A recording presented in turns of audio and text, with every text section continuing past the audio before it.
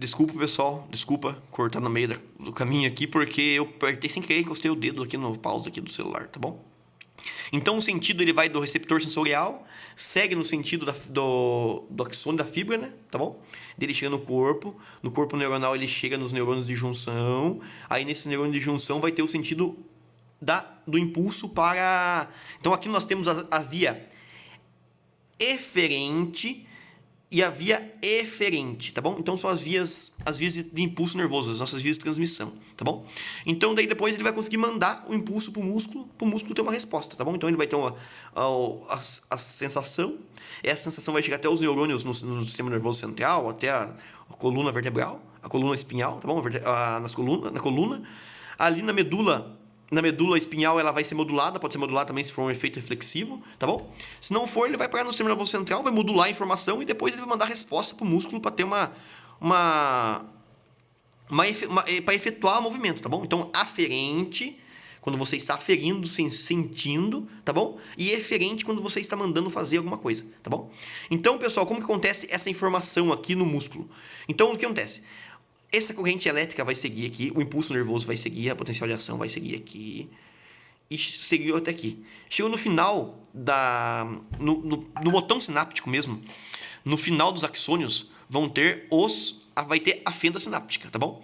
Nesse terminal dos axônios, pessoal, é cheio de neurotransmissores, tá bom? Neurotransmissores são compostos químicos, beleza? Nesse caso, esses neurotransmissores, assim que chega no terminal do axônio, esse potencial de ação chega no terminal do axônio e força essas vesículas de neurotransmissor a se fundirem no terminal do axônio. Então ela força essas vesículas a se fundirem e liberar o neurotransmissor na fenda sináptica. Aí o neurotransmissor da fenda sináptica vai chegar no receptor pós-sináptico e nesse receptor pós-sináptico ele vai estimular. E esse estímulo vai desencadear a resposta, vai desencadear o potencial de ação, tá bom? Então, esse estímulo chega na resposta, tá bom? E ele vai desencadear o potencial de ação. Isso pode acontecer tanto de um neurônio para o outro, quanto de um neurônio para um feixe muscular, tá bom? Então, daí ele vai desencadear o potencial de ação e vai fazer com que essa membrana do neurônio pós-sináptico consiga conduzir a informação, beleza?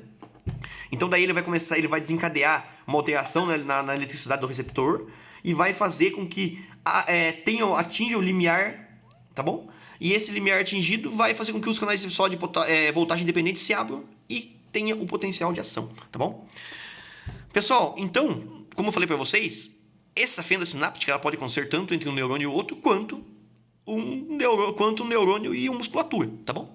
Então, o que acontece? Na fenda sináptica, a acetilcolina ela é liberada na fenda sináptica, e aí essa acetilcolina vai estimular os receptores de acetilcolina.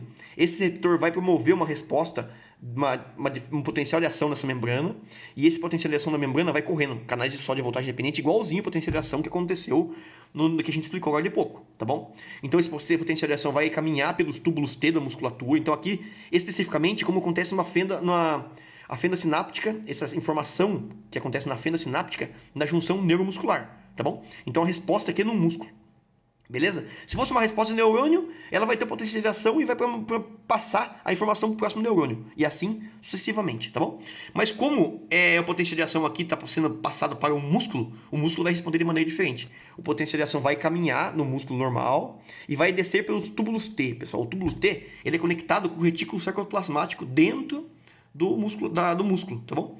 Aí essa potencial de ação vai chegar no retículo sarcoplasmático.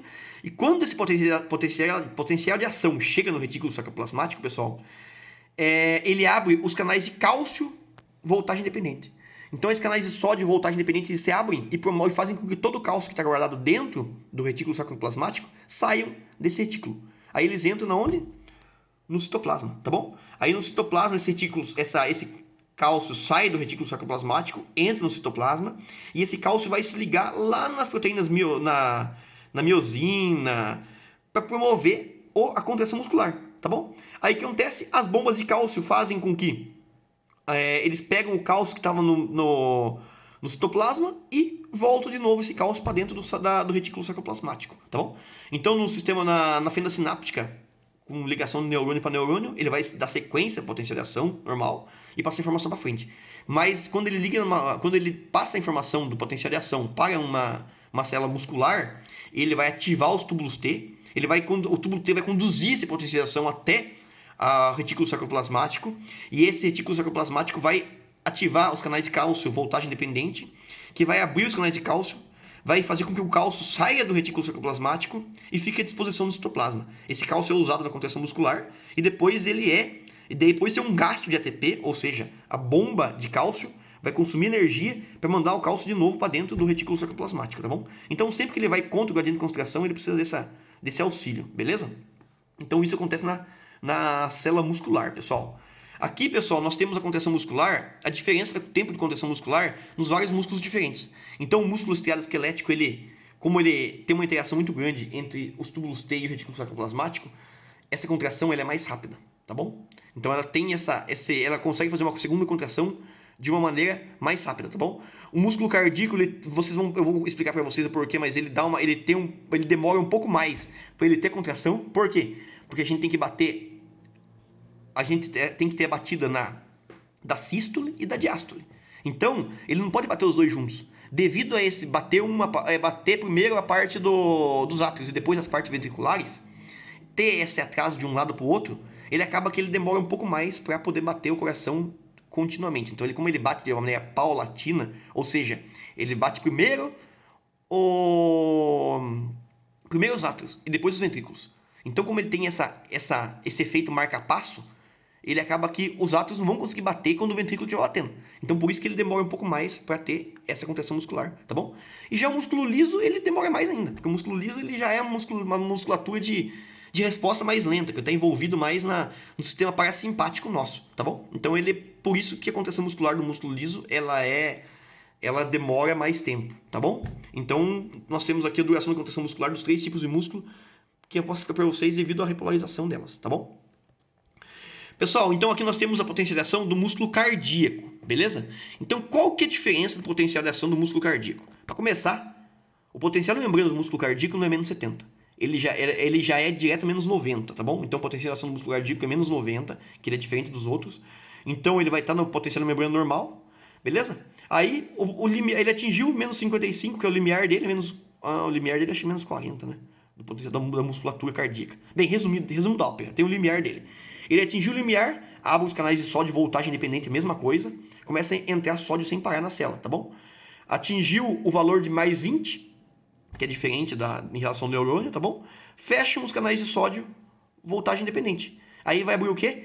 Abrem os canais de cálcio, voltagem independente. Desses canais de cálcio, voltagem independente, eles promovem com que o cálcio ele entre na célula cardíaca, tá bom? Então, devido a ele entrar na célula cardíaca, ele consegue manter essa potencial aqui, ó, por mais tempo, beleza? Então eles ficam abertos por mais tempo e os canais de potássio, eles se fecham mais rápido, tá bom?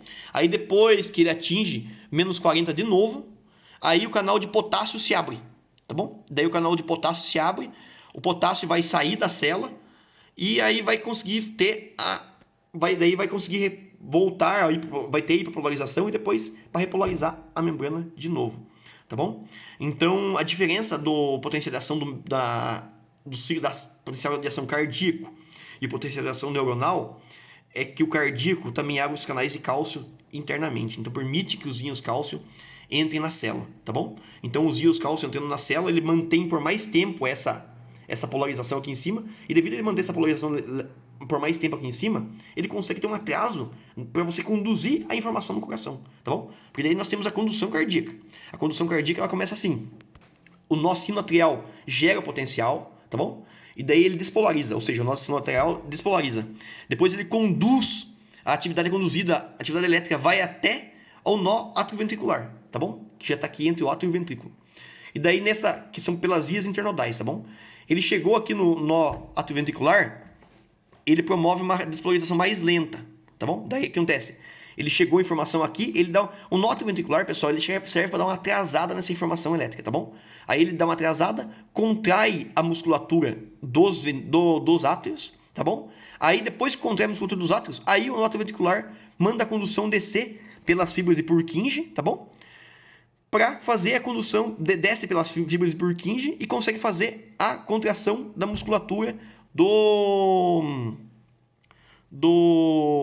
ventrículo, tá bom? Então a contração atrial e ventricular, ela é compassada, ela não é junto, porque senão o coração ia expulsar todo o sangue de dentro dele de uma vez só, tá bom?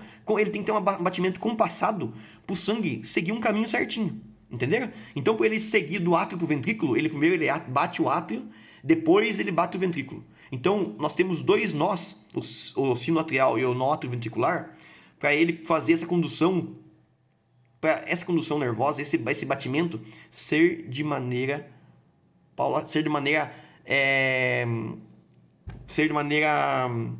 os dois acontecerem ao mesmo tempo, tá bom? Ele acontecer esse batimento de maneira intercalada.